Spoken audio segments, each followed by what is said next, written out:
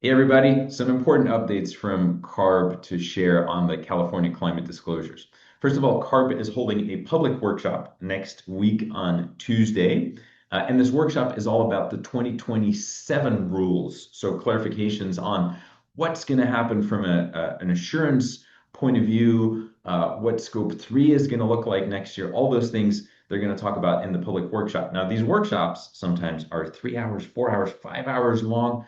We don't want you to sit through that.